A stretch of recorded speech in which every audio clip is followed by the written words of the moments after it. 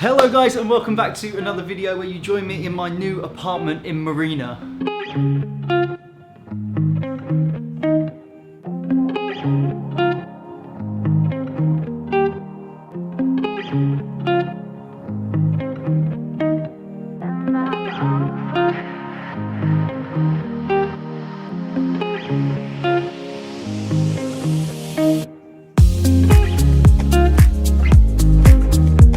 So if you've come from part one of this little two-part video, episode one I checked out my old apartment in Sports City and showed you a little bit of the process of moving apartment, and now I'm going to give you a full guided tour of my brand new apartment in Marina. I mean, it's not exactly brand new, it's quite an old building, but let me walk you through. I'll give you a bit of an insight about what it's like living in Marina, and hopefully if you're looking to move here, especially to Marina, it will give you a better idea of what sort of apartment you can get, the cost, and what it's like living here. Let's check it out. So first things first, let's talk a little bit about where exactly I am. I'm down here, sort of at the end of Marina, more towards the Jebel Ali side. I'm also in a building that faces Sheikh Zayed Road, and I'll show you that view in a minute because it is amazing. It also means the apartment's slightly cheaper. It's a 5-minute walk to JBR Beach, and it's perfect. Let me show you the living room. So let's start where I spend most of my time, which is in this living area here. So as you can see, it's huge and it has these amazing massive windows that let so much light in, and also you get a fantastic view. We've got a little table and chair set that I've sort of arranged because I don't really use it, but it sits there and you can see into the kitchen there. We're going there in a minute. This is where I keep all of my shoes. Yes, I think I have a problem. I think I've got like 35 pairs now. It's getting a little bit out of hand, and also I've got all the boxes still over here. A little bit more storage of bags and camera equipment that I'm not using at the moment. Got a nice little sofa that came with the apartment. The cushions and stuff are mine, especially got this free with a jar of Nutella. How good is this when you're traveling? Oh yeah. Then we've got a little IKEA Virgil Abloh collaboration. You'll see there's a few bits from this collection. We've got this temporary clock, which I love. A nice little living space here, the shoes. I've got one plant. I think I need to get some more greenery, but I just end up killing them, look. And yes, that was more shoes you just saw there. I have a problem.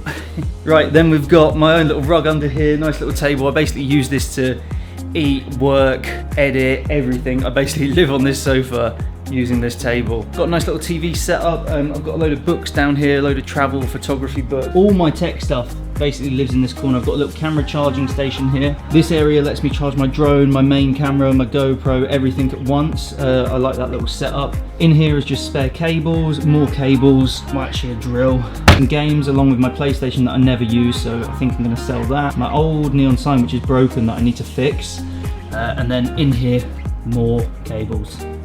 Then I love my little setup here of my record player. This is actually like a kitchen unit from IKEA.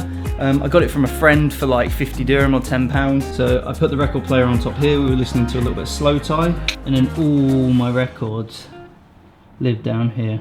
So that's basically the living room. Let's walk into the kitchen. So this is the kitchen. It's a little bit small, but I actually think it's the perfect size, especially with this window that looks through to the living room. It feels a lot bigger than it is. And it's got everything you need. It's got a full-on cooker, 4 hobs on top, so much storage around the top, more storage along the bottom, your washing machine dryer, more storage in this little section here as well, and then the fridge just lives in this corner here. Now I'm actually in isolation because I have corona, which means this fridge is actually full of some food for a change, so you're in luck. The apartment also came with like the microwave, the toaster, the kettle and everything, so basically, you've got everything you need. Then, like I say, this little bit that walks out is perfect. On this little section here, I just keep my keys and all the sort of like masks and all the miscellaneous stuff that I might need before going out. So, also got my little sunglass collection. So let me give you a bit of a run through of the apartment so you get a bit more idea of the context of the layout. This is the door here where you come in from, and my tripod. Then as you walk through, the kitchen is on your left. You have another toilet to your right, which is like the guest toilet for the living area. And then as you walk behind me, you walk into the main living space. So kitchen, toilet, living space.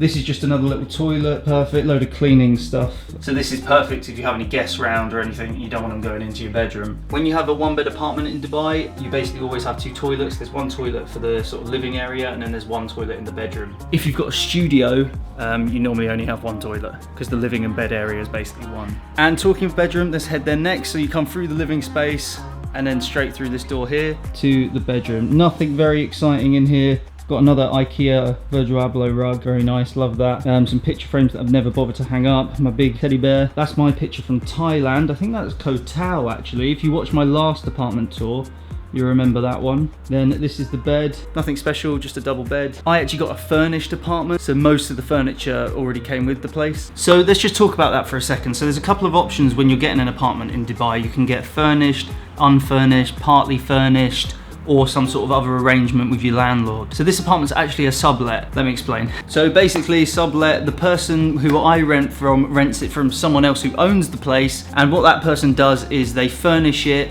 they pay all your bills, they sort all the paperwork, and generally make my life really easily. So instead of me having to worry about paying DWAR and gas and AC, Ijari and all these crazy things, I just pay one lump sum a month to said person. I mean, it costs you a little bit more in the end, but to save the stress of having to buy the furniture and pay all the bills, I love it. Now in this bedroom living area, there's also a load of wardrobes. I'll open them up so you can see how big they are. Number one, number two, storage space at the top and more storage up there. So for one person, this is more than enough. I store my suitcase and big stuff and boxes up the top, bags and more useful stuff on the second row. I hang up a load of my clothes and shirts, and then you have some cupboards and drawers and things here as well. So plenty of space for one person. If it was two people sharing this, I think you might struggle a little bit, but you just have to make it work. And now the moment you've all been waiting for, my toilet.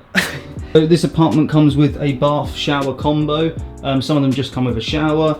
You got the toilet around here, a bit annoying because that's like in the way, but you don't want to see that. And then my little area here with all my toothpaste and everything. I'm sure you don't need to see that, but fairly small, but enough space for one person again. And then you've got some cupboards down here for more storage. I mean, I've probably got a lot of stuff, so maybe two people will be fine in here, but yeah, it's a little bit tight. Now, probably the more important thing that everyone wants to see, the balcony. So basically every apartment in Dubai comes with a balcony, wherever you are, whether you're in Sports City where I was before in the last video, or whether you're in Marina. And I actually love my view. Let me show you.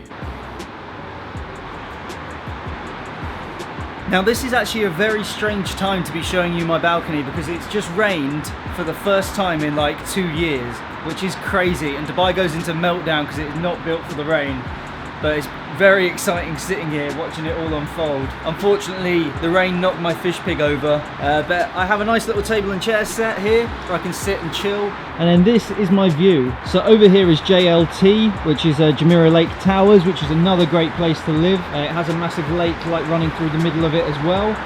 This is Sheikh Zayed Road, and as you can hear, it is a little bit loud. I mean, it's probably a bit more dramatic on the camera, but as soon as you close the balcony door, you can't hear any of this.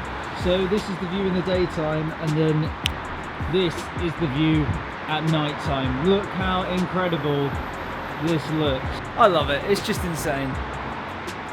Now I love this view of Sheikh Zayed Road. Not many people do. A lot of people prefer to be overlooking the water, the other side, looking at the marina. But actually I love the sort of cityscape, seeing the metro go past and all the cars and everything. Also, just here is a metro station. This one here's a tram and this one's the metro. I can just walk across here and I'm at the metro in 2 minutes. I mean, I don't use the metro because I just got my brand new Jimny, but still it's really handy to have that option. So a lot of you guys might be here from seeing some of my like what to know before moving to Dubai videos, and if you haven't, you can check them out up here. But let's talk a little bit about the cost of the apartment, because that's what everyone wants to know.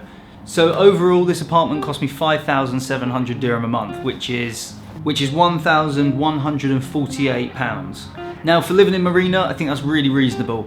Now this is a fairly old building, it's been here a while and you can tell it's a little bit old, but I don't mind, it's perfectly good for me. Because it's a one bed, you get one parking space downstairs. That saves you a load of money if ever you're traveling into Marina. Parking can be a bit of a pain, so that's good. While we're talking about that, let's talk about the traffic. Traffic can get a little bit crazy. In the summer, perfectly fine. There's not that many people here. You can come in and out, no problem. Now in the winter, when it's busy and there's tourists, you're in Marina, JBR's across the road, Jumeirah Beach residents, and everyone's here. Sometimes you can be stuck in traffic. Luckily where I am, I can just sort of turn off Sheikh Zayed Road and come sort of straight into my apartment, but I do still get stuck in probably 10, 15, 20 minutes of traffic sometimes when you're hitting some red lights. That's definitely something to bear in mind when you're more in the heart of Marina. I'm sort of on the outskirts of it. If you want more information on sort of like the bills and things, I cover that in that other video I spoke spoke about and what to know before moving when I talk about the costs. But overall, I just wanted to sort of show you my new apartment. If you guys have any questions about it, just drop me a little comment below and I'll get back to you. But if not, I think that pretty much concludes today's episode. Thank you guys for watching. Hope you enjoyed this video. Don't forget to check out part 1 if you haven't.